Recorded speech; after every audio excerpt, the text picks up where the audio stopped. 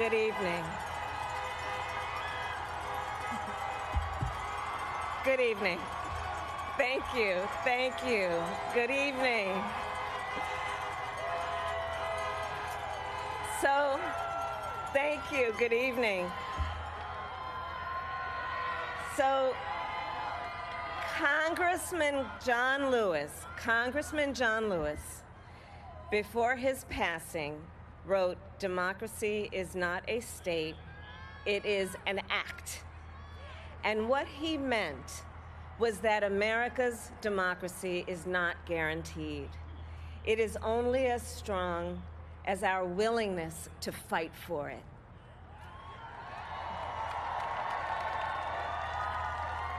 To guard it and never take it for granted. And protecting our democracy takes struggle, it takes sacrifice, but there is joy in it, and there is progress, because we, the people, have the power to build a better future.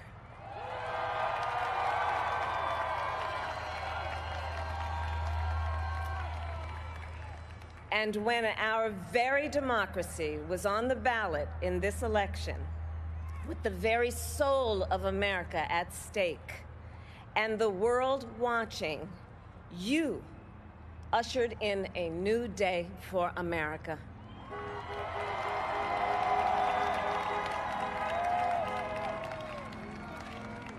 To our campaign staff and volunteers, this extraordinary team, thank you for bringing more people than ever before into the democratic process.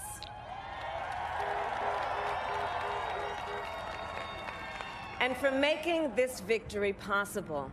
To the poll workers and election officials across our country who have worked tirelessly to make sure every vote is counted, our nation owes you a debt of gratitude.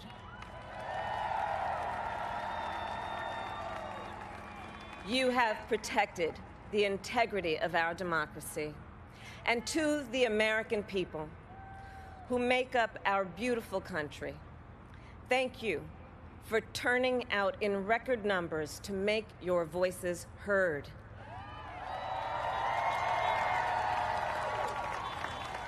And I know times have been challenging, especially the last several months. The grief, sorrow, and pain, the worries and the struggles. But we have also witnessed your courage, your resilience, and the generosity of your spirit. For 4 years, you marched and organized for equality and justice, for our lives and for our planet. And then you voted.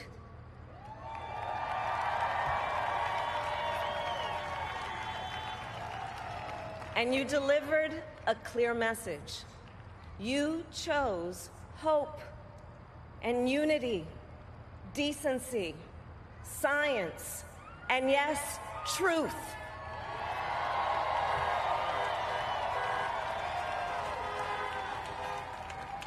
You chose Joe Biden as the next president of the United States of America.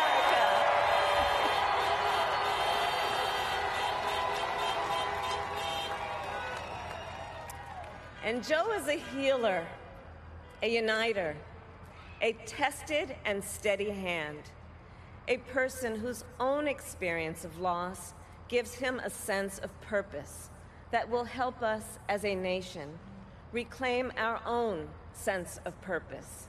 And a man with a big heart who loves with abandon.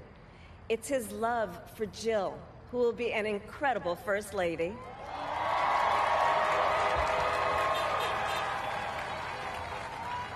It's his love for Hunter and Ashley and his grandchildren and the entire Biden family.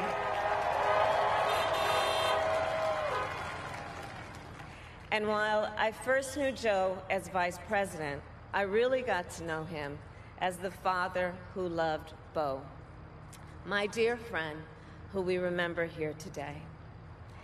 and to my husband, Doug,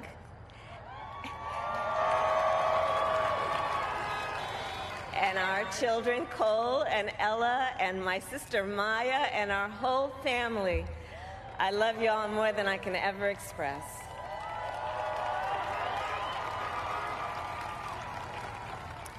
We are so grateful to Joe and Jill for welcoming our family into theirs on this incredible journey. And to the woman most responsible for my presence here today, my mother, Kamala Harris, who is always in our hearts. When she came here from India at the age of 19, she maybe didn't quite imagine this moment, but she believed so deeply in an America where a moment like this is possible. And so I am thinking about her and about the generations of women, Black women,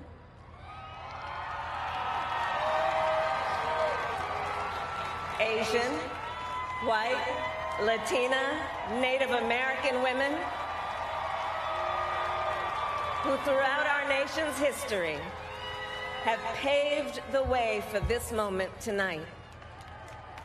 Women who fought and sacrificed so much for equality and liberty and justice for all, including the Black women who are often, too often, overlooked, but so often prove they are the backbone of our democracy.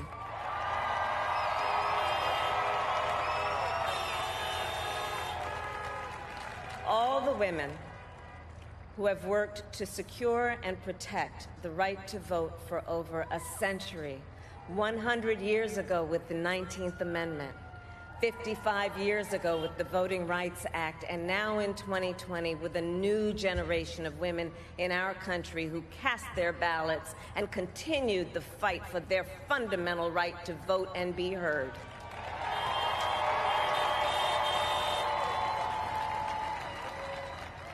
Tonight, I reflect on their struggle, their determination, and the strength of their vision to see what can be unburdened by what has been.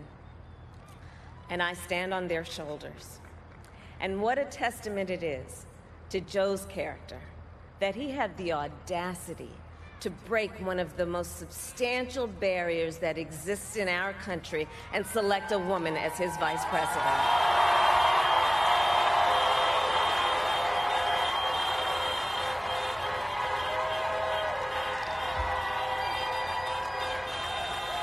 But while I may be the first woman in this office, I will not be the last.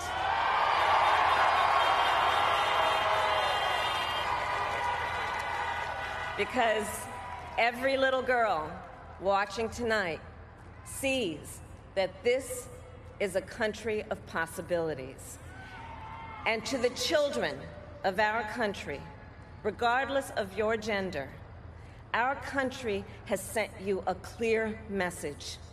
Dream with ambition, lead with conviction, and see yourselves in a way that others may not, simply because they've never seen it before. But know that we will applaud you every step of the way.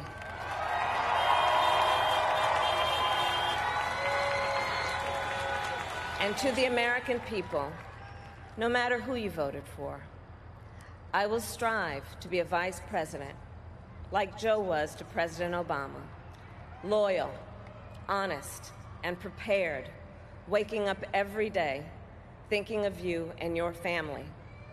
Because now is when the real work begins, the hard work, the necessary work, the good work, the essential work to save lives and beat this epidemic, to rebuild our economy so it works for working people, to root out systemic racism in our justice system and society, to combat the climate crisis, to unite our country and heal the soul of our nation.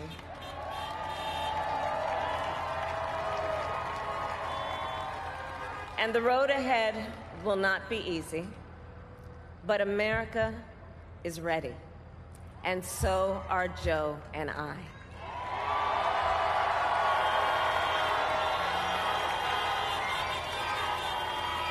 We have elected a president who represents the best in us, a leader the world will respect and our children will look up to, a commander-in-chief who will respect our troops and keep our country safe, and a president for all Americans.